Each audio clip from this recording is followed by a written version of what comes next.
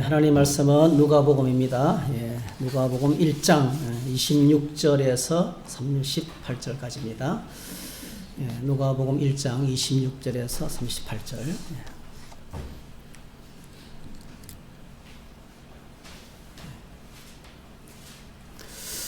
같이 읽습니다. 여섯째 달에 천사 가브리엘이 하나님의 보내심을 받아 갈릴리 나사렛이란 동네에 가서 다윗의 자손 요셉이라 하는 사람과 약혼한 처녀에게 이르니 그 처녀의 이름은 마리아라. 그에게 들어가 이르되 은혜를 받은 자여 평안할지어다. 주께서 너와 함께 하시도다 하니 처녀가 그 말을 듣고 놀라 이런 인사가 어찌함인가 생각하며 천사가 이르되 마리아여 무서워하지 말라. 내가 하나님께 은혜를 입었느니라. 보라 내가 잉태하여 아들을 낳으리니 그 이름을 예수라 하라.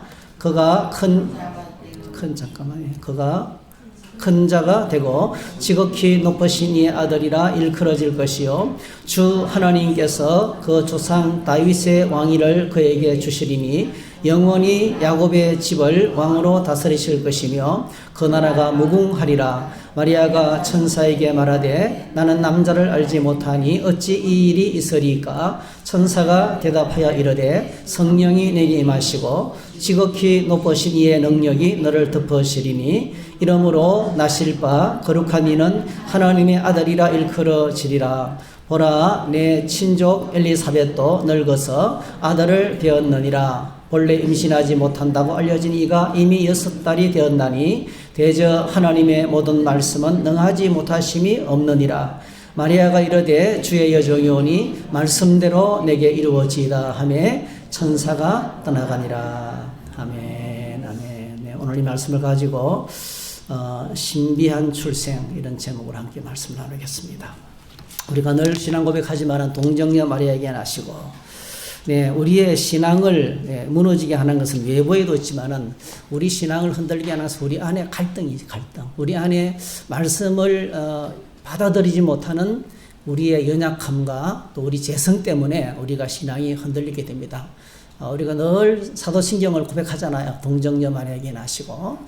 근데 이게 참 정말 믿어지기가 쉽지 않아요. 그래서 오늘 저희들이 이 말씀을 갖고 함께 본문의 말씀을 나누도록 하겠습니다. 나누기 전에 제가 좋아하는 유튜브에서 제가 좋아하는 아주 시골에서 열심히 의료 활동을 하고 계시는 시골 의사님의 그 생각을 한번 좀 나눠봤으면 좋겠어요. 좀 도움이 될 것 같아서 한번 제가 보여드리겠습니다.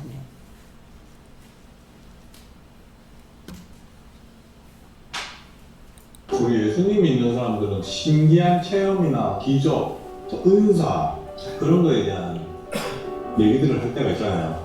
그런 체험들이 있으신가요? 결론부터 말하자면 저는 어디 나가가지고 말할 만한 그런 기적이나 은사, 신기한 체험 같은 걸 한 적은 없어요. 있는데 기억을 못하는 건가 싶긴 한데 내가 죄인인 거를 깨닫게 하신 거? 그게 기적이라면 기적이죠, 사실. 제가 그전에는 내가 죄인인 줄 몰랐거든요.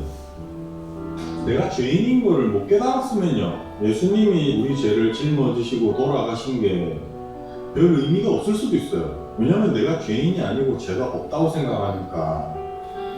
그래서 저는 내가 죄인인 거를 깨달았던 게 어떻게 보면 기적이 아닌가. 근데 저는 막 그런 기적을 제가 경험을 하면요, 되게 무서울 것 같아요. 당황할 수 있을 것 같아요. 이게 진짜 기적인가 아닌가, 속임수인가 초자연적인 현상인가, 그거를 계속 의심을 하면서 내가 더 시험 들 수 있을 것 같다라는 생각이 좀 들더라고요.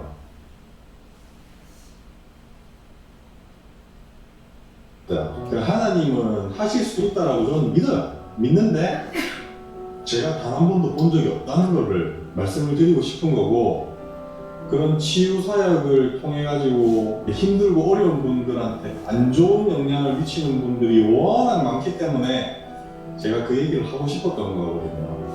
한 번도 본 적이 없습니다. 치료를 받았고 또 그게 성령님이 하신 거라고 믿으시면은 저는 그걸로 좋다고 생각을 하고요. 경험하신 것들에 대해서 축하드리고 싶습니다. 또 부럽기도 하고. 근데 이렇게 곰곰이 생각해보면 이런 기적들을 내가 기대하지 않으니까 일어나지 않는 거 아닌가 라는 생각도 들기도 하고요. 저한테는 사실 이런 기적이 없어도요, 예수님을 믿는데, 하나님을 믿는데 아무런 지장이 없어요. 예수님을 모르는 분들 중에서는 진짜 이런 기적이 내 눈앞에 한번 일어나면 진짜 예수님 믿을게요 라고 하는 분들이 있을 수는 있겠죠. 그런 기적이 일어난다고 그분이 믿을까? 정말 기적을 보면은 하나님을 믿을 수 있을까? 우리 구독자님들은 기적이란 뭐라고 생각하시는지에 대한 생각들도 좀 궁금하긴 하네요. 신앙생활에 정말 도움이 되는 건지, 자기가 가진 신앙에 어떤 변화가 있었는지, 예수님께 더 집중하게 되는지, 그런 기적에 더 집중하게 되는 건 아닌지, 저는 뭐 그런 것들이 좀 궁금해요. 근데 저는 기적은 멀리 있는 건 아니라고 생각을 해요. 내가 죄인임을 알게 하신 게 바로 기적이고, 그 죄인을 구원하시려고 하나님이 인간이 되신 게 기적이고, 하나님이 우리의 죄를 전부 짊어지고 십자가에 매달리신 그 자체가 기적이라고 저는 생각하거든요. 그리고 그것을 믿는 자에게 구원을 주셨다는 것, 그게 기적이라고 저는 생각을 합니다. 그러니까 우리가 예수님을 믿는 그 자체가 어떻게 보면 기적이에요. 내가 오늘 살아 숨쉬는 거, 오늘을 잘 살아내는 거, 여러분들이 지금 살아서 내를 쳐다보고 있는 거, 이게 다 기적이야. 어떻게 보면 와이프가 나랑 결혼해서 살아주는 거, 내 자녀들이 지금 잘 살아가고 있는 거, 이게 다 기적이에요. 그렇지 않습니까? 제가 생각하는 기적에 대해서 한번 나눠보고 싶었습니다. 네. 여러분들 생각 어떠신지 모르겠어요. 네. 예수님께 우리가 지금 누가복음을 말씀 묵상을 하고 있는데, 누가복음 말씀 묵상을 하고 있는데요. 주님이 하시는 일은 온통 기적이죠. 풍랑을 잔잔하게 하시고 죽은 자를 살리시고, 그리고 병자, 불치병자를 고치시고 무리를 걸으시고, 그죠? 예수님이 이 땅에 오셔서 제일 먼저 행하신 첫 번째 기적이 뭐죠? 갈릴리 가나에서 물로 포도주를 만드신 거잖아요, 그죠? 물로 포도주를 만든 게 왜 기적일까요? 저는 가만히 생각해 보니까요, 포도주를 먹는 것도 엄청난 기적이에요. 여러분, 포도나무가 100% 물을 빨아들이죠. 물이 포도나무 쪽에 올라가요. 그러면 거기서 끝에서 광합성을 해가지고 하여튼 무슨 작용을 해가지고 포도가 맺히잖아요. 그 포도가 달콤한 포도가 열린다고. 그 포도즙에서 포도주가 나왔거든요. 포도나무를 통과하면 물이 달큰하고 맛있는 포도 과일이 된다고요. 이게 엄청난 기적이 아니에요. 그러니까 여러분, 우리가 살고 있는 이 공간의 우주 자연은요, 거대한 기적이에요. 엄청난 기적으로 매일 뭐죠? 우주 만물이 돌아가고 있는 거예요. 물이 변해서 포도주가 되는 거예요. 물이 변해서 포도주가 되는 게 뭐죠? 시간을 통해서, 포도나무를 통해서, 수많은 이런 과정을 통해서 지금 만들어지고 있는 거잖아요. 이게 기적이고요. 근데 예수님께서는 어떻게 하셨습니까? 갈릴리 가나의 혼인잔치집에서 포도주가 모자랐으니까 포도나무를 생략하고 바로 물에서 포도주를 만드신 거죠. 그러니까 사람들은 놀라는 거예요. 날마다 되어지는 기적은 우리가 잘 못 보고, 그 작은, 그러니까 포도나무가 생략되고 물에서 포도주가 됐단 말이에요. 그걸 보고 기적이라고. 그걸 통해서 예수님께서 결국은 자신이 하나님 되심을 증명하신 거예요.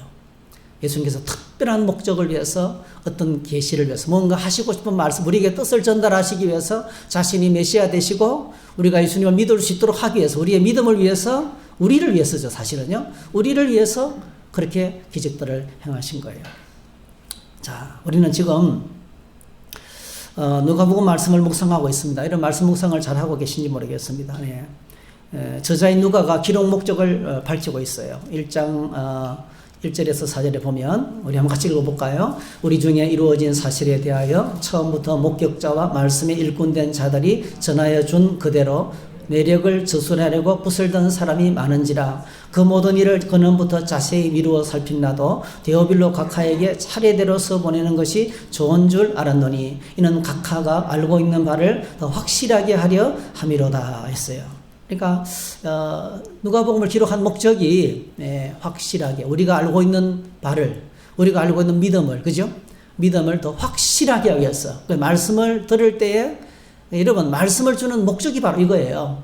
믿지 않는 자는 말씀을 듣고 구원받게 하는 것이고요. 구원받은 저와 여러분들은 점점 더 확신 가운데 나아가도록 하기 위해서 확신을 주기 위해서 말씀을 기록한 거예요. 그래서 우리가 매일 말씀 묵상하고 성경을 읽고 양육 훈련을 받고 주일마다 예배를 드리면서 말씀을 듣고 이렇게 우리가 말씀을 대할 때마다 여러분 지식과 정보만 들으려고 하면 안 돼요. 이건 내 믿음이 점점 더 확신 가운데 나아가게 되기를 축복합니다. 그런 목적으로 들려주는 거예요. 하나님 말씀 사역은 그런 목적으로 있는 거예요. 모르는 거 가르쳐줄게 이게 아니에요. 이미 우리가 얼마나 많이 들었습니까? 그죠? 알고 있는 걸 또 듣고 알고 있는 걸 또 듣고 반복하는 것을 말하면 뭐죠? 확신 가운데 흔들리지 않는 확신 가운데 나가기 위해서 그렇다는. 그래서 각하가 알고 있는 바를 더 확실하게 하기 위해서 기록했다는 거예요. 언젠가 제가 한번 여러분에게 이것을 설명한 적이 있는데요. 누가복음은 누가가 기록했죠. 이 저자 누가는요 유대인이 아니고 이방인입니다. 성경의 모든 저자가 다 유대인들이에요. 특히 신약 성경 가운데서요 마태도 유대인, 마가도 유대인, 요한도 유대인, 베드로도 유대인, 사도 바울도 유대인, 다 유대인이에요. 근데요 누가만 이방인입니다. 누가는 유대인이 아니고 헬라 사람입니다. 그런데 성경 27권 가운데서요 이 누가가 기록한 양이 엄청납니다. 누가복음 24장이죠. 그리고 사도행전도 누가가 기록했거든요. 사도행전 28장이잖아요. 합치면 52장이죠. 사도 바울 서신보다 더 많아요. 신약 성경 전체의 분량의 4분의 1 분량입니다. 엄청난 분량을 쓴 거죠. 이방인인데도.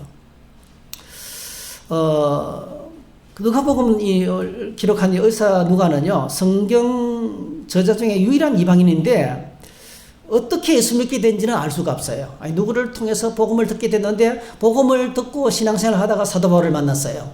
사도 바울을 만나면서 그때부터 사도 바울과 함께 동행하면서 선교 활동을 했던 사도 바울의 선교단의 일행이었습니다. 일행이 되어서 나중에는 사도 바울이 끝까지 그 로마에서 순교하기 직전까지 사도 바울의 지추이가 돼서 그와 함께했던 그런 의사였습니다. 사도 바울에 의하면요, 그는 사랑받는 의사였습니다. 골로새서 4장 14절에 보니까 사랑받는 의사 누가였어요. 이게요, 내가 사랑하는 의사 이 뜻이 아닙니다. 내가 사랑하는 의사 누가가 아니고요, 모든 사람들로부터 사랑받는 의사라는 거예요. 참 쉽지 않죠. 여러분 예수님의 이름으로 축복합니다. 예수님께서 하나님께 사랑을 받고 사람들에게 사랑을 받았다 했잖아요. 그죠? 이게 참 쉽지 않거든요. 우리가 하나님께 사랑을 받으려면 사람들에게 미움받을 수가 있어요. 사람들 눈치를 보다 보면 하나님 신앙생활 제대로 못할 수가 있어요. 근데 여러분 예수님은 하나님과 사람들에게 사랑을 받으면서 성장했다 이렇게 했거든요. 근데 이 의사는 신앙생활을 하면서 사람들로부터 정말 사랑받는 의사였어요. 그래서 여러분 우리가 가는 곳마다 정말 사랑받는, 인정받고 존중받고 또 귀하게 받는 그런 하나님의 사람으로 우리가 가는 곳마다 그런 인정받는 은혜가 있기를 축복합니다. 이게 참 우리의 소중한 기도죠. 하나님, 내가 가는 곳마다 내가 있는 곳에서 나는 사랑받는 존재가 되기를 원합니다. 그러면 얼마나 인생이 벅찬 행복으로 흘러넘치겠어요. 가는 곳마다 나를 환영하고 나를 기뻐하기 때문에. 그죠? 그리고 디모데후서 4장에 보니까 사람들이 다 데마도 떠나가고 그레스게도 떠나가고 디도도 떠나가고 지금 그 차디찬 로마의 감옥에 누가만 나와 함께 있느니라. 그래서 의사는 이 누가는 끝까지 사도 바울 곁을 지키면서 자신의 자리를 지키면서 충성했던 정말 신실한 하나님의 사람이었던 것을 우리가 볼 수 있습니다. 그가 이제 오늘 우리의 믿음의 확신을 위해서 누가복음 1장에서 두 가지 신비한 출생에 대해서 기록을 하고 있어요. 첫 번째가 이제 세례요한의 출생이죠. 세례요한의 출생. 그래서 1장 5절에서 25절까지 세례요한의 출생 예고를 이제 천사 가브리엘이 사가랴에게 하고, 그 다음에 나사렛의 마리아를 처녀 마리아를 찾아가서 예수 그리스도가 출생할 것을 예고하는 본문이 오늘 본문에 기록되어 있습니다. 사가랴는 제사장이었습니다, 여러분. 사가랴는 세례요한의 아버지는 사가랴고 어머니는 엘리사벳인데요. 이 사가랴와 엘리사벳은 성경에 기록되어 있기를 아론 집안 출신이고요. 제사장 가문이었어요. 그러니까 아론의 후손이었어요. 엘리사벳도 아론 집안 사람이었어요. 그러니까 철저하게 율법을 지키면서 그 제사장 가문의 전통을 지키는 믿음 좋은 사람이었습니다. 그런데 우리가 성경을 읽으면 그가 아비야 반열에 속한 제사장이라는 말씀을 읽습니다. 아비야 반열, 이게 좀 우리가 궁금하잖아요. 역대상 24장에 보면요, 다윗이 이제 성전 직무를 완전히 체계를 세웁니다. 체계를 세우면서 다윗이 아론의 아들 엘르아살이죠. 엘르아살의 자손 사독과 이다말의 자손 아히멜렉과 더불어 그들을 나누어 각각 그 섬기는 직무를 맡겼는데요. 그런데 엘르아살의 자손하고 이다말의 자손이 숫자가 차이가 났어요. 똑같지 않았어요. 엘르아살의 자손은 16명, 이다말의 자손은 8명, 합치면 뭐예요? 24명이죠. 그래서 이 24명의 자녀들을 중심으로 제사장들 조를 짰어요. 조를. 이 밑에 자녀들이 많을 거 아니에요. 그러니까 합치면 엄청나게 제사장들이 많은데, 24개 조로, 그 제사장들을 24개 조로만 편성해가지고, 그 조의 우두머리들을 다 지적한 거예요. 그게 누굽니까? 다 엘르아살과 이다말의 아들들이죠. 이 아들들을 다 그 조장으로 팀 리더로 만드는 거예요. 그런데 오늘 제사장 사가랴는 24장 10절에 보니까 8째 아비야, 제8조죠. 엘르아살의 아들, 8번째 아들, 그러니까 아비야 제사장 밑에 속해 있는 그룹이라는 거예요. 여러분, 초대 유대 역사의 거부였던 요세푸스에 의하면요, 예수님 당시에 성전에서 봉사하고 있는 제사장들하고 레위인들이 18,000명 정도, 약 18,000명 정도, 18,000명 정도 있었대요. 가족들까지 합치면 한 5만 명 정도 되겠죠. 그러니까 제사장 가족들이 한 5만 명 됐어요. 근데 그러면 그 제사장 그룹들이 엄청나게 잘 살았어요. 성전에서 성전세를 받고 무조건 행포를 해가 뜯어가지고 뭐죠. 그래서 제사장들이 얼마나 불의가 많았던지요. 그들이 돈이 많으니까 그 예루살렘 주변에 땅을 다 사들였어요. 그래서 포도원을 소작을 주는데요. 여러분, 소작료를 70% 받아냈어요. 50%에서 폭동이, 그때만 폭동까지 일어났어요. 그런데 여러분, 오늘 이 사가랴와 엘리사벳은요, 그러지 않았던 것 같아요. 성경에서 그가요, 정말 하나님 앞에 흠이 없고 온전한 사람이라고 이야기하고 있거든요. 정말, 그렇게 세상에 썩어 빠졌는데, 그래도 그렇게 그 세상 타락한 정도의 야합하지 않고 믿음을 지키고 순전하게 하나님 앞에서 온전한 믿음으로 살아가는 정직한 사람이었던 것 같아요. 이 사가랴가 이제 때가 되어서 그래서 이제 18,000명인데 이걸 24조로 나누면 750명쯤 되거든요. 한 700명 정도 잡을서 약이니까요. 약 700명 정도로 잡으면 그 중에서 제사장이 300명이고 레위인이 400명인 거예요. 제사장 300명, 레위인 400명. 그러면 제사장 300명이요, 그 봉사기관에 들어가가지고, 봉사하려면 제비뽑기를 4번 해가지고요, 제비뽑기를 4번 거쳐서 성소 안에 분향하러 들어가요. 그러니까, 성소 안에 분향하러 들어가는 것이 하늘의 별따기예요. 무슨 뜻인지 아시겠죠? 그런데 이 사가랴가, 하나님께서는 제비뽑기 가운데서 일하시는 거예요. 이 사가랴가 마침 성소에 분향하러 들어갔을 때 향단 우편에 분향하는데 향단 우편에 오른쪽에 천사가 나타났어요. 그리고 메시지를 전합니다. 그 메시지가 바로 뭐죠? 1장 13절 천사가 그에게 이르되 사가랴여 무서워하지 말라 너의 간구함이 들린지라. 할렐루야. 내 아내 엘리사벳이 내게 아들을 낳아주리니 그 이름을 요한이라 하라 했어요. 이 소식을 딱 들었습니다. 자, 이 소식을 들을 때요, 정말 이 부부는 정말 믿음으로 믿음으로 살아온 사람이죠. 이 천사 예언을 들은 이 사가랴는 받아들일 수가 없어요. 안 믿어지는 거예요. 안 믿어질 수밖에 없는 상황이에요. 상황 자체가. 평생을 믿음으로 경건하게 아내가 아이를 낳지 못했지만 다른 아내도 취하지 아니하고요. 그냥 하나님 말씀하신 대로 그 아내 하나만 붙들고 지금까지 살아온 거예요. 훌륭하죠, 사실은. 여러분 중동의 문화는 4명의 아내까지 가질 수 있거든요. 문화입니다, 문화. 근데 그 문화에 휩쓸지 않고 엘리사벳 하나만 붙들고 믿음으로 살아온 거예요. 그리고 결혼할 생각도 하지 않고요. 그냥 하나님만 바라보고 살아왔던 거예요. 그렇게 평생으로 믿음으로 살아왔지만 하나님이 딱 나타나셔서 아들을 낳게 될 것이라 말씀하니까요. 이게 현실이 자신들이 처한 현실을 생각하면 안 받아들여지는 거예요. 받아들일 수가 없는 거예요. 그래서 성경을 보면 이렇게 돼 있어요. 1장 5절에서 7절에 보니까 자, 유대왕 헤롯 때 아비야 반열에 제사장 한 사람이 있어서 이름은 사가랴요. 그의 아내는 아론의 자손이니 이름은 엘리사벳이라. 아론의 자손이라고 이름을 딱 밝히고 있는 거예요. 이 두 사람이 하나님 앞에 의인이니 주의 모든 계명과 교리대로 흠이 없이 행하더라. 7절 엘리사벳이 잉태를 못함으로 그들에게 자식이 없고 두 사람의 나이가 많았더라. 그러니까 아이 낳을 생각을 포기한 지는 오래됐어요. 아니 오래전부터 그 생각은 포기하고 살았어요. 1장 18절 자, 이 소식을 듣고 난 다음에도 뭐예요? 내가 늙고 아내도 나이가 많습니다. 안 되는 거예요, 이게. 하나님께서 말씀하신데도 안 믿어지는 거예요. 그래서 어떻게 조치합니까? 아이가 태어날 때까지 그때부터 벙어리를 말을 못하게 만들어 하나님께서 제사장 사가랴에게 말을 못하게 만들어버린 거예요.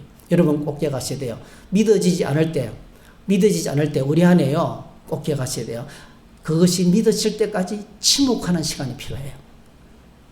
정말 그럴까? 이상한데? 막 이렇게 의심할 필요가 없어요. 침묵하고 하나님께서 강제로 입술에 테이프를 붙여가지고 말 못하게 만들어버린 거예요. 우리 믿음을 가장 흔드는 것이 우리 입이거든요. 우리 입술에 부정한 말들이거든요. 불평과 원망 이런 것들이거든요. 그래서 아예 말 못하게 아이가 태어날 때까지 아이가 태어나는 그날까지 말 못하게 만들었습니다. 자, 이렇게 떠나갔는데 드디어 어떤 결과가 나타났습니까? 천사가 말한 그대로 누가복음 1장 23절 25절에 보니까 그 직무의 날이 다 되며 집으로 돌아가니라. 이후에 그의 아내 엘리사벳이 잉태하고 5달 동안 숨어 있으되 주께서 나를 돌보시던 날에 사람들 앞에서 내 부끄러움을 얻게 하시려고 이렇게 행하십니다. 막 기쁨이 충만해서 이걸 막 감당을 못하는 거예요. 이게 그냥 사람들에게 나타날 수가 없는 거예요. 너무 기뻐서 나이가 들어서 상상도 못할 일이 벌어졌으니까. 여러분 이 나이가 더 많은 예를 들면 아브라함과 이삭도 아브라함과 사라도 이런 경우였잖아요. 그죠? 백신에 돼서 아이를 낳았으니까요. 이거는 그래도 우리가 성경 읽을 때 이런 일은 그래도 우리가 이해는 돼요. 그죠? 나이가 들었지만 아이를 낳았다는 이야기가 점점 들리니까요. 여러분 제가 인터넷에 뒤져보니까요. 이 사람 잘 아시죠? 알파치노 영화 대부의 주인공이잖아요. 2024년도에 난 신문이에요. 2023년도에 젊은 여자친구하고 같이 살게 됐는데 83세예요. 83세. 근데 아기를 낳게 됐다는 거예요. 알파치노가 2024년도에 아이의 아빠가 된다고 난 신문이에요. 그리고 이제 우리나라 이제 중견 그 배우도요, 70대 중반인데 아기를 낳았다는 이야기를 들었습니다. 70대 중반인데 아기를 낳은 거예요, 여성이. 그리고 외국의 경우에도요, 70대 아기, 헐리우드 배우들은 70대 아기를 가진 경우가 수두룩해요. 70대가 넘어도 아기를 가진대요. 어떤 분은 보니까, 한 분은요, 남편하고 40년을 살면서 자녀를 64명을 낳았어요. 기네스북에 올라. 한 사람이 64명을 가장 많이 낳은 거예요. 쌍둥이를 계속 낳은 거예요. 상상을 어떻게 60몇 명을 낳았어요. 남편과 결혼해서 40몇 년을 살면서. 그러니까, 제가 그 기네스북 자료를 찾았는데, 정말 이 진짜인가? 근데 진짜예요. 기네스북에 올라와 있는 그런 사실이니까. 그러니까 이해가 되잖아요. 나이가 들어도 아이를 낳았다는 것이 우리가 이해가 되고, 그래도 그런 수도 있겠지라고 받아들여지는 거예요. 그런데 그 다음에 나오는 그 이야기, 예수 그리스도의 출생에 대한 이야기는 우리가 정말 받아들이기 어렵습니다. 1장 26절에서 이제 31절에 천사 가브리엘이 갈릴리 나사렛에 있는 처녀 마리아에게 찾아가는데요. 성경을 보면 계속 강조하는 게 있어요. 처녀에게 처녀 마리아. 처녀, 그 처녀의 이름 마리아더라. 29절, 그 처녀가 그 말을 듣고 놀라서. 그러니까 이 처녀였다는 것을 강조해요. 여러분 마리아는요, 예수님을 잉태했던 마리아는 정말 처녀였어요. 우리나라 나이로 12살에서 15세 정도, 12세에서 15세 정도로 추정해요. 보통 그 당시에는 그 나이에 약혼을 하고요. 그리고 이제 신랑이 결혼 준비가, 요셉이 결혼 준비를 마치면 아버지가 허락을 해요. 아버지가 이제는 신부를 데려와라 하면 그날이 결혼식인 거예요. 그러니까 아버지의 허락이 중요해요. 아버지가 딱 볼 때 아들이 신부랑 같이 살 집도 짓고 이제는 결혼 생활할 만큼 준비가 되면 이제는 신부를 데려와도 좋다고 말하면 그날이 결혼식이라고요. 그러니까 이제 약혼을 해놓고 이제 혼인을 기다리고 있는 처녀 마리아에게 천사가 나타나서 아들을 낳게 될 것이라 이렇게 이야기한 거예요. 그러니까 보라 내가 잉태하여 아들을 낳으리니 그 이름을 예수라 하라. 그렇게 이제 말하니까 누가 먼저 놀라겠어요? 처녀인 마리아가 놀라는 거죠. 그래서 어떻게 놀랍니까? 그 다음에 바로 1장 34절에 보내기 바랍니다. 한번 같이 읽어볼까요? 시작. 마리아가 천사에게 말하되 나는 남자를 알지 못하니 어찌 이 일이 있으리까 했어요. 나는 남자를 알지 못하니 어찌 이런 일이 있으리까. 남자를 알지 못한다는 것은 이게 아주 정말 너무 아름다운 말이죠. 나는 약혼 정혼한 사람이고 이제 혼인을 하기 위해서 내 삶을 잘 지키고 정말 어떤 남자하고도 그렇게 동침하지 않고 그렇게 혼인을 기다리는 사람입니다라는 뜻이거든요. 그러니까 처녀임을 또 강조하는 거예요. 사실 내가 어떻게 처녀인데 남자하고는 관계를 가진 적도 없는데 이런 내가 아들을 가질 수가 있겠습니까? 이렇게 천사에게 물었어요. 자, 여러분 오늘 이것이 이 마리아의 이 말이요. 오늘 사실은 우리 안에 있는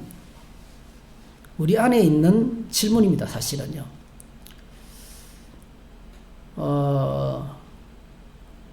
어떻게 남자를 알지 못하는 처녀가 혼인을 하고 부부관계도 없는데 아들을 임신할 수 있단 말인가? 그리고 또 그렇게 꼭 처녀가 낳은 아들이라야 메시아가 될 수 있단 말인가? 아줌마가 아들을 낳으면 안 돼요? 여러분 영국에 영국에서 번역된 성경 하나는요. 그러니까 New English Bible, NEB. New English Bible은요. 보라 처녀가 잉태하여 아들을 낳을 것이요. 그걸요. 받아들일 수가 없는 거예요. 불가능하거든. 과학적인 세계로 이성적으로 불가능하거든. 그래서 그 성경을 번역하는 사람들이 그 말을 바꿔서 처녀, 버진이라는 단어를요. 안트, 아줌마로 바꿨어요. 보라 아줌마가 잉태하여 아들을 낳을 것이요. 안 받아들여지니까. 성경을 그렇게 번역했다니까요. 처녀라는 말을 이게 잘못됐다 이거. 아줌마로 바꿔야 된다.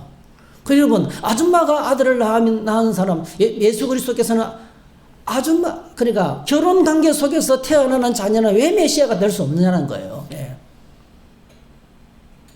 그런 의문도 또 생기잖아요. 꼭 처녀의 몸을 통해서만 와야 되느냐 이거죠. 그런 질문도 생깁니다. 자, 그런데 여러분 우리가 창세기 3장을 보면 인류가 타락하고 난 다음에 하나님께서 이제 숲속에 숨어있는 아담과 하와를 찾아오셔서 가죽옷을 지어피고 그리고 하시는 말씀이 있어요. 이걸 보고 우리는 오리지널 가스펠이라고 그래요.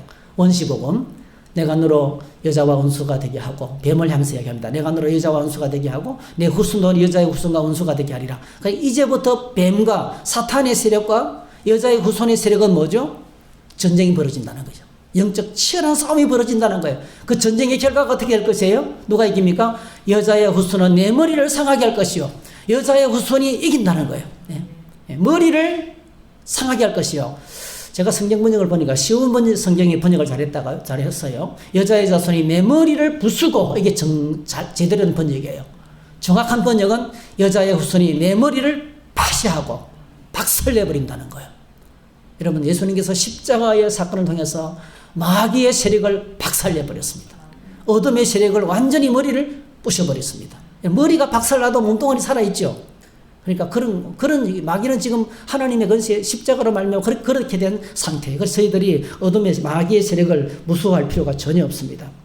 하나님의 인류를 향한 구원 계획은요, 여자의 후손이 뱀의 머리를 부시고 무력화시키면서 빼앗겼던 인류의 영광과 지위를 다시 회복하실 것이라는 겁니다. 이것을 에베소서 1장에서는 창세전에 영원전부터 우리를 향한 하나님의 계획이라고 말씀하고 있는 거예요.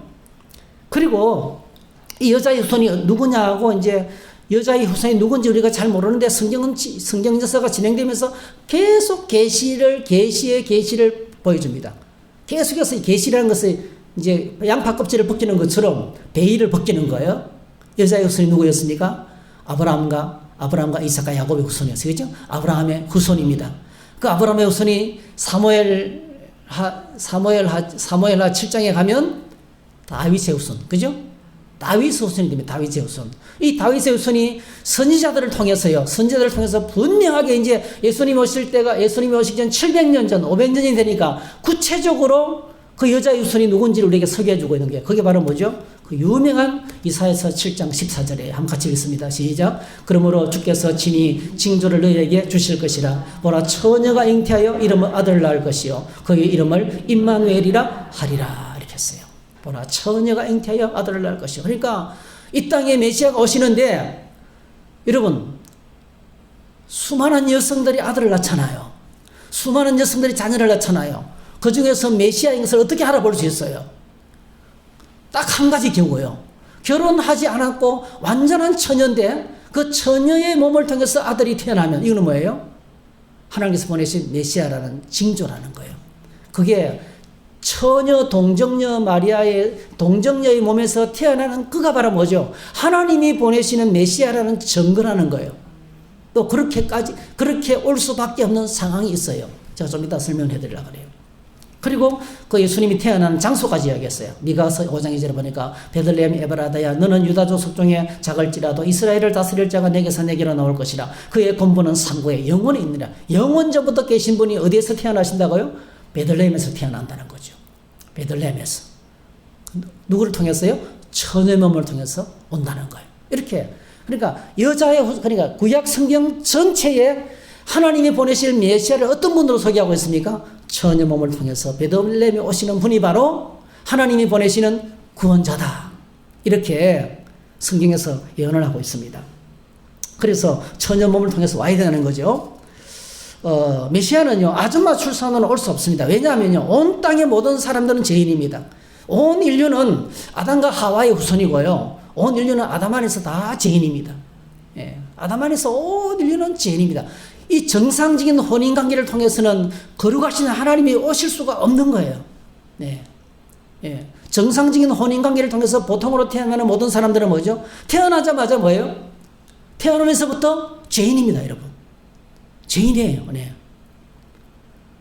그래서 로마서 5장에 보니 이렇게 소개하고 있어요. 로마서 5장 12절 14절 한번 같이 읽으십시다. 시작. 그러므로 한 사람으로 말미암아 죄가 세상에 들어오고 죄로 말미암아 사망이 들어왔나니 이와 같이 모든 사람이 죄를 지었으므로 사망이 모든 사람에게 이르렀느니라. 죄가 율법이기 전에도 세상에 있었으나 율법이 없었을 때는 죄를 죄로 여기지 아니하였느니라. 그러나 아담으로부터 모세까지 아담의 범죄와 같은 죄를 짓지 아니한 자들까지도 사망이 왕노릇하였다니 아담은 오실 자의 모형이니라 했어요.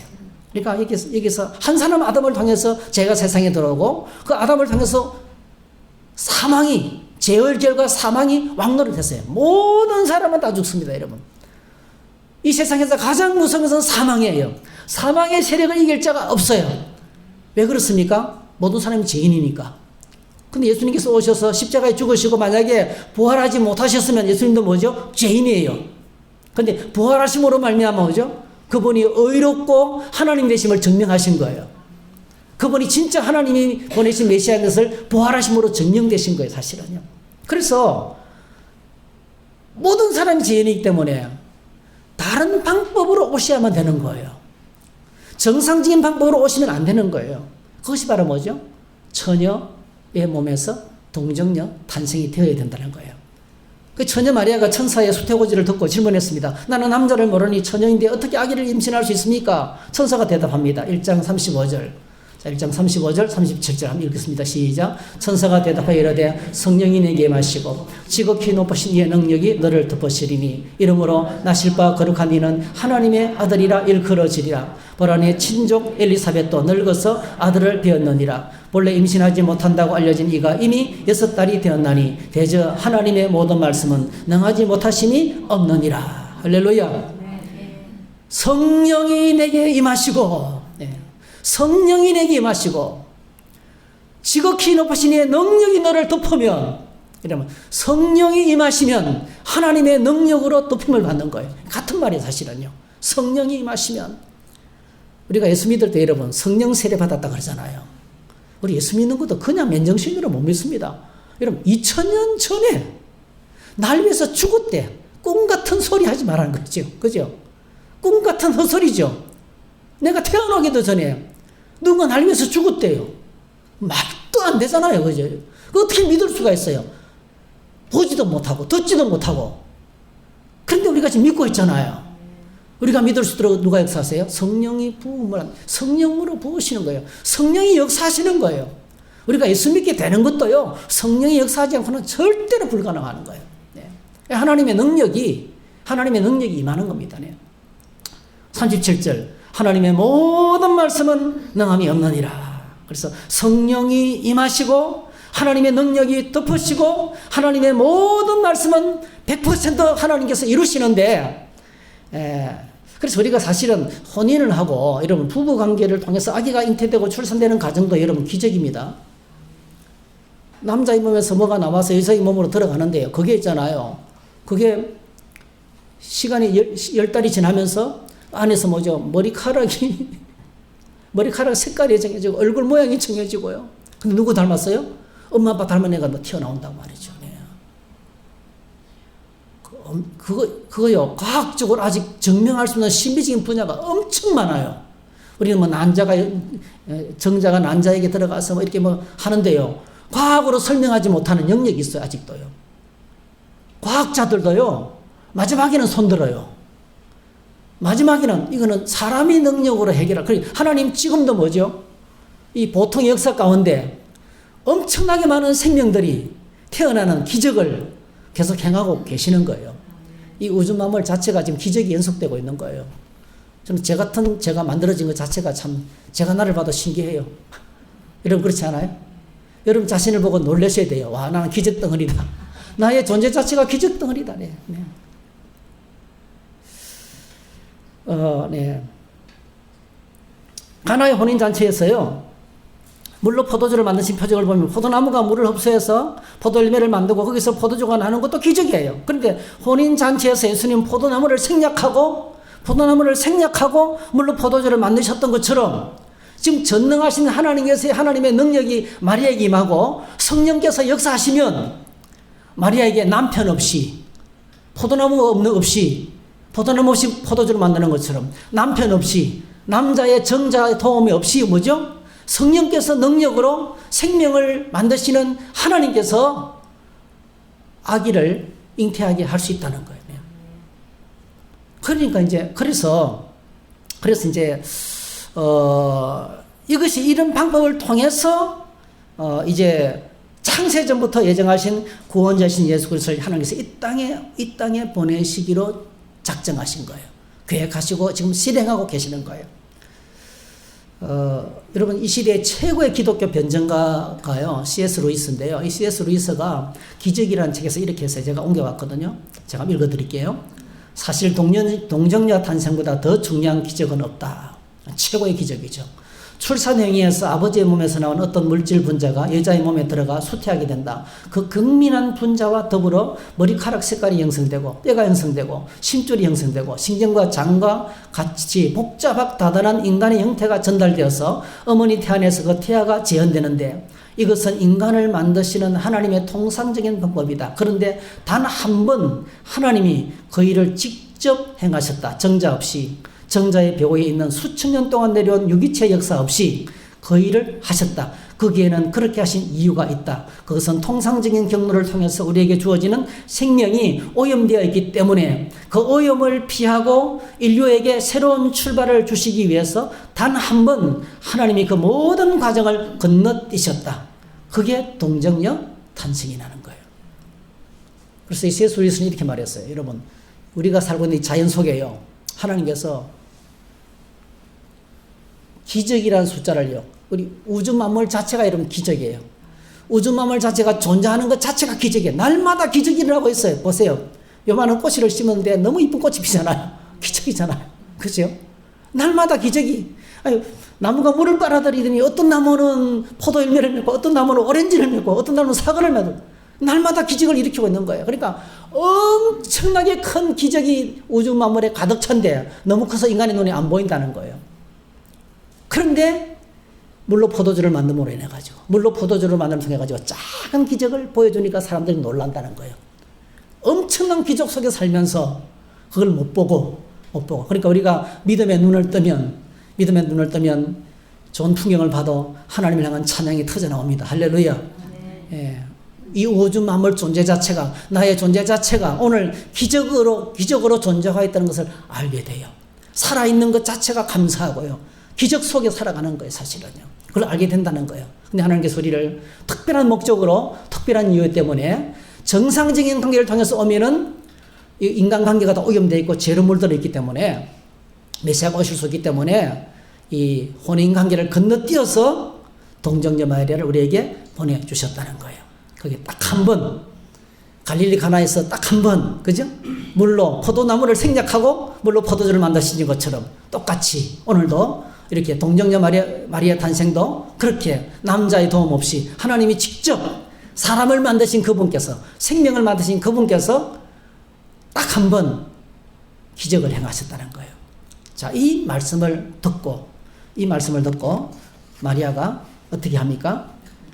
주의 계집종연이 주의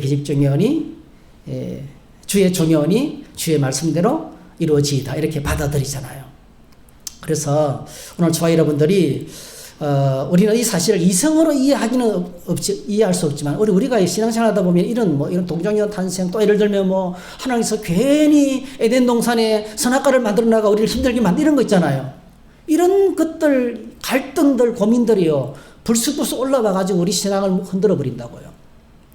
그 동정녀 탄생도 그 중에 하나예요. 가장 중요한 것이에요. 어떻게 처녀가 잉태할 수 있을까? 우리 머리를 탐할 수가 없어요. 우리 머리를 소화할 수가 없어요.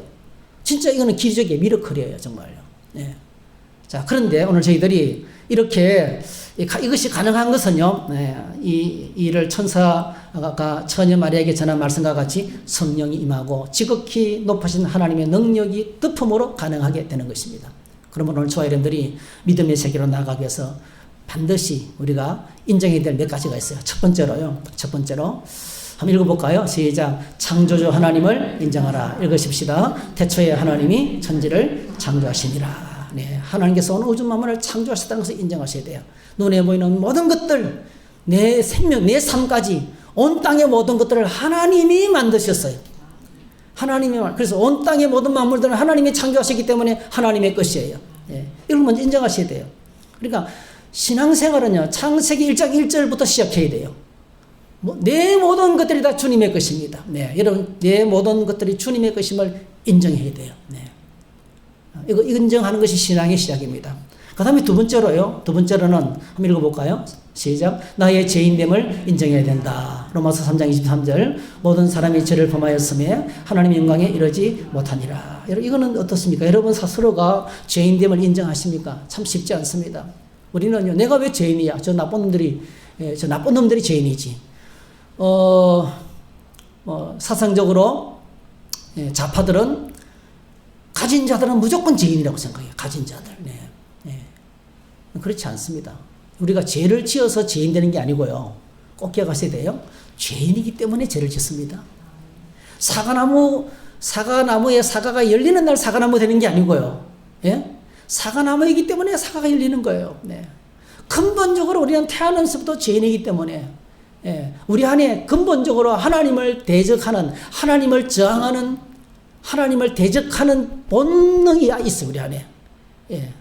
하나님께 순종하지 않고 하나님을 불신하고 교만한, 하나님을 불신하고 교만한 그 본성이 내 안에 흐르고 있다니까요. 그래서 나도 모르는 사이에 내가 깨어있지 않으면, 이걸 꽉 절제하고 말씀으로 통제하지 않으면 나도 모르는 사이에 죄를 짓습니다. 하나님을 떠나고 나도 모르는 사이에 교만하게 되고, 나도 모르는 사이에 내중심적이 되고요. 다른 사람을 판단하고 비판하게 되는 거예요. 그러니까 우리는 근본적으로 그 갈비는 전적 타락이라서, 전적. 내 인생, 내 삶 전체가 타락하고 부패했다는 것을 인정해야 돼요. 여러분, 주님 앞에 나가서 기도할 때요, 하나님은 우주 만물을 창조하신 주님이십니다. 내 삶의 모든 것은 주님이십니다. 그 다음에 나를 돌아봐야 돼요. 그런데 나는 뭐죠? 나는 하나님 앞에 내 혼자 힘으로는 통제할 수 없고 처리할 수 없는 심각한 죄인이라는 사실을 고백해야 돼요. 이걸 인식해야 돼요. 그 말씀을 읽으면서 묵상하면서 이걸 날마다 부딪혀야 돼요. 아, 내가 진짜 죄인이구나. 하나님 정말 죄인입니다. 말씀 읽을 때마다 계속해서 내 안에 잘못된 것들을 찾아내고, 그래, 그걸로 비춰봐야 돼요. 예, 그게 이제 두 번째입니다. 네. 그럼 세 번째로요, 우리 믿음이 깊어지기 위해서는 세 번째 사실이 중요합니다. 같이 읽어보겠습니다. 시작. 하나님께서 보내신 유일한 구원자 예수 그리스도를 인정하고 영접해야 됩니다. 네. 우리가 매주 예배 때마다 신앙 고백을 하잖아요. 예. 전능하사 천지를 만드신 하나님 아버지를 내가 믿사오며 그 외아들 우리 주 예수 그리스도를 믿사오니 이는 성령으로 잉태하사 동정녀 마리아에게 나시고. 이게 뭡니까? 성령으로 잉태하시고 동정녀 마리아에게 나시고. 이 말은 다른 말로 바꾸면 예수 그리스도만이 하나님께서 보내신 유일한 구원자라는 거예요. 그분은 하나님이시고 그분은 사람이시고, 여러분, 예수님은 100% 하나님이십니다. 무리로 걸으시고 풍랑을 잔잔하게 하시고 죽은 자를 살리시고 제3을 받았나니라 선포하시고, 하나님만이 할 수 있는 일을 행하시고 하나님만이 할 수 있는 말씀을 하시고, 그죠? 그리고 뭐죠? 그분은 결정적으로 죄가 없어요. 결정적으로 죄가 없어요. 우리는 다 죄인들입니다, 여러분. 우리는 다 죄인들이에요. 근데 예수님은 죄가 없어요. 그래서 우리는 죄인들이기 때문에 우리는요, 길을 지나가면서 세상을 바라볼 때마다 유혹천지예요, 유혹천지. 온통 유혹을, 우리는 유혹에 사정없이 흔들립니다, 여러분. 그런데요, 저 같은 경우는 예를 들어보면, 저는, 저 죄를 많이 짓죠. 그런데 여러분, 제가 죄를 안 짓는, 저는 게임 전혀 안 합니다. 예를 들면. 도박 안 합니다. 도박, 카드, 놀이 할 줄을 몰라요. 화투는 미나투 조금 옛날에 어떤 장로님이 가르쳐준 월남뽕 그거 수련회 할 때만 했고 지금 몰라요. 잘 안 몰라요. 카드 잘 몰라요. 네. 화투도 잘 모르고. 제가 컴퓨터를 수없이 만들지만은 얼마나 옛날부터 테트리스 게임 많이 나왔잖아요. 게임은 일지 안 해요. 하고 싶은 생각도 안 들고 하고 싶은 마음도 안 들어요. 근데 게임 중독에 빠지면 어떻습니까? 못 견뎌요. 누가 게임하는 거 보면 내가 하고 싶어서 못 견뎌요. 여름날 더운 여름 있잖아요. 시원한 맥주 가게 옆을 지나면요, 과거에 술을 드셨던 목사님들은 와, 그 한 잔 마시면 시원하겠다 이런 생각이 들어요. 근데 술 안 먹는 사람은 아예 생각이 안 들어요. 무슨 뜻인지 아시겠죠? 우리 죄인들에게는요, 끝없이 죄의 경험 때문에 유혹이 많아요. 네. 예수님은 죄가 없는 분이세요. 유혹이 아예 없어요.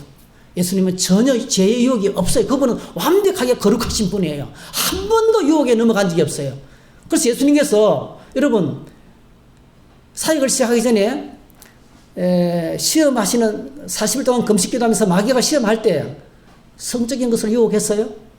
예, 즐기는 것을 안 했습니다, 여러분. 예수님 유혹은 딱 한 가지예요. 네가 만일 하나님의 아들이었던. 그거 물고 늘어진 거예요. 예수님에게는 다른 유혹은 안 돼요. 다른 유혹이 없는 분이에요. 그리고 예수님은 성령으로 잉태하셔서 동지영녀 마리아에게서 나시기 때문에 하나님께서 보내신 유일한 구원자가 되시는 거예요. 예. 그래서 히브리서 4장 15절에 이렇게 말합니다. 그에게는 죄가 없으시니라. 할렐루야. 요한복음 1장 12절. 그러므로 영접하는 자 곧 그 이름을 믿는 자들에게는 하나님의 자녀가 되는 권세를 주셨으니 이는 혈통으로나 육정으로나 사람의 뜻으로 나지 아니하고 오직 하나님께로부터 난 자들이라. 그래서 여러분, 날마다 주님을 모셔드리세요. 하루 일어나면서 주님 오늘도 모시고 살기를 원합니다. 날마다 모시고 직장 나가시고 모시고 사람들 만나고 하나님 오늘도 주님을 모시고 믿음으로 살기 주님을 인정하고 하나님께서 보내신 구원자이신 것을 인정하고 오늘도 내 능력과 내 지혜와 내 방법으로 멋지게 살겠습니다. 이게 아니에요. 예. 오늘도 주님과 함께 이 하루를 멋있게 살아갈 수 있도록 도와주세요. 이렇게 영접하고 모셔드리고 인정하는 것이 필요합니다. 그 다음에 마지막으로 같이 읽어보겠습니다. 시작. 진정한 믿음은 오직 말씀과 성령으로만 가능하다. 천사가 말했죠. 성령이 내게 마시고 지극히 높으신 이의 능력이 너를 덮으시니 하나님의 모든 말씀은 능하심이 없다 그랬습니다. 이게 진정한 믿음의 세계는 바로 여기입니다. 예. 진정한 믿음은 오직 성령으로 되어져. 그래서 여러분 예수님의 제자들이 그렇게 주님과 오래 다니면서 주님 곁에서 말씀을 듣고 엄청난 기적을 보고 그랬지만 여러분 믿었습니까? 누가복음과 마태복음 그 맨 마지막 장에 보면요. 예수님께서 성천하실 때도 아직도 안 믿었어요. 제자들이 예수님을 안 믿었습니다. 근데 언제 믿게 되었습니까? 성천하시고 난 다음에 성령이 오시고 그때는 뭐예요? 몸을 던졌어요. 할렐루야. 성령 받고 난 다음에 성령이 임해야 됩니다, 여러분. 성령이 임해야 믿어지는 거예요. 네. 그러니까 하나님의 일은 여러분 오직 성령입니다. 근데 성령은 어떻게 역사하십니까? 말씀을 통해서 역사하십니다. 성령은 하나님의 말씀을 통해서 역사. 그래서 여러분 마리아가 이 말씀을 듣고 천사의 말을 듣고 어떻게 반응합니까? 이렇게 반응하죠. 누가복음 1장 38절 시작. 마리아가 이르되 주의 여정이 오니 말씀대로 내게 이루어지이다 하매 천사가 떠나가니라. 따라합시다. 나는 주님의 것입니다. 주의 여정. 제가 주의 여정이지 않습니까? 이해는 되지 않습니다. 지금 감당도 되지 않습니다. 무슨 말씀인지도 모르겠습니다. 그런데 하나님께서 하나님의 방법으로 이 일을 이루신다고 저는 믿습니다. 성령이 임하고 능력이 임하면 하신 말씀대로 될 줄로 믿습니다. 그러므로 마음대로 나를 사용해 주시기를 원합니다. 주의 여정이 오니 내 몸은 당신 것이 오니 내 인생도 당신의 것이 오니 내 계획을 다 내려놓고 이제부터 나를 사용해 주시기 원합니다. 이렇게 드렸던 거예요. 그래서 주의 말씀대로 이 마리아가요 정말 대단한 것이 12살에서 15세 12살에서 15세 그러니까 시골 뭐라고 해야 될까요? 처녀였어요. 시골 처녀. 네. 그런데 자신의 몸을 주님 말씀에 드렸던 거예요. 그래서 위대한 예수 그리스도의 어머니가 된 겁니다. 캐톨릭에서는 너무 지나칠 정도로 숭배하는 게 문제지만요. 그냥 하나님 말씀에 자신의 몸을 드렸던 것입니다. 오늘 저희들이 꼭 기억했으면 좋겠습니다. 우리의 신앙 고백은요 성령이 아니고는 안 됩니다. 고린도서 12장 3절에 보니까 누구든지 성령으로 아니하고는 누구든지 예수를 주시라 할 수 없느니라. 믿음을 고백하는 것은 성령으로 되어지는 사건입니다. 그래서 우리의 신앙 고백은 성령으로 되어지는 것인데 기적을 저거 만들고 믿음이 깊어지는 것은 아닌 것 같아요. 제가 볼 때는 너무 기적을 바라지 않았으면 좋겠습니다. 네. 이스라엘 사람들이 얼마나 기적을 많이 경험했습니까? 이스라엘의 역사는요, 그냥 기적 자체였어요. 그렇죠? 홍해를 건너고 막 만나를 먹고 불기둥과 부름기둥에 살고. 근데 뭡니까? 기적 속에 살면서 하늘에서 내리는 만나를 먹으면서 뭐 했습니까? 불평하고 원망하고. 예수님이 오셔서 얼마나 많은 기적을 행하셨어요, 여러분. 무리를 걸으시고 풍랑을 잔잔하게 하시고 오병이어는 5,000명을 먹이시고 죽은 자를 살리고 중풍인 자를 치료하시고 주님이 행하신 일을 요한복음 보니까 다 기록하려면 세상에 있는 책으로 부족하다 그랬어요. 엄청난 일을 행하셨어요. 근데 어떻게 됐습니까? 그 예수님을 그들이 믿기는커녕요 상황이 바뀌니까 전부 다 예수님을 십자가에 못 박으라고 소리 질렀어요. 여러분 기적을 통해서 믿음이 깊어지는 것은 절대로 아닙니다. 정말 우리가 믿음은 뭐죠? 보지 못하고 믿는 자가 복되다 그랬어요. 하나님 우리를 오늘도 그래서 말씀을 통해서 우리를 만나십니다. 말씀으로 다가오십니다.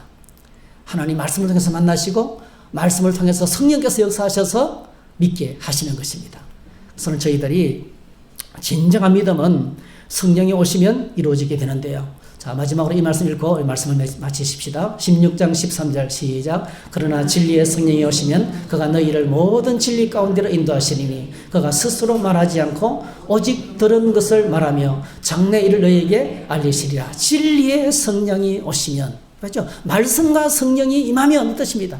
진리의 성령, 말씀의 성령이 오시면 뜻입니다. 네. 말씀을 통해서 일하시는 성령이 오시면, 여러분, 저와 여러분들이 성경을 읽고 말씀을 묵상하고 연구하고 암송하고 묵상하잖아요. 너무 중요해요. 네. 너무너무 중요합니다, 여러분. 네. 절대로 그만두지 마시기 바랍니다. 하다가 그만두시면 다시 또 시도하시기 바랍니다. 다시 시도해요. 왜 그렇습니까? 진리의 성령이 오시면, 말씀을 통해서 여기 사시는 성령이 오시면 우리로 하여금 믿음 가운데로 이끌으시는 거예요. 그리고 그가 스스로 말하지 않고 오직 들은 것을 말하며 장래일을 너희에게 알리시. 이 장래일이 어떤 걸까요? 이런 개인의 장래일이 아닙니다. 우리가 어떻게 된 것이 점치는 것이 아니에요. 장차 예수 그리스도로 말미암아 십자가에 죽으시고 부활하시고 성천하시고 성령이 오시고 다시 오실 주님의 그 일, 할렐루야. 그 하나님을 통해서 이루실 그 놀라운 일들을 비로소 알게 될 것이고 믿게 될 것이고 확신하게 될 것이라는 거예요. 할렐루야. 그래서 이것이 신앙생활입니다, 여러분. 신앙생활은 우리 안에 있는 개인적인 생각 다 내려놔야 돼요. 예, 날마다 하나님의 성령의 감동 속에서 하나님의 진리로 우리가 무장해야 돼요. 그래서 말씀 위에 진정한 믿음이 세워질 수 있습니다. 어떻게 됩니까? 말씀을 통해서 역사하시는 성령이에요. 그래서 저와 여러분들 이렇게 성령의 감동 속에서 바른 믿음을 갖고 말씀이 약속하시는 충만한 복을 누리는 저와 여러분 다 되시기를 주의 이름으로 축복합니다. 할렐루야. 우리 찬양 함께 하십시다. 허무한 시절 지날 때, 깊은 한숨 내쉴 때.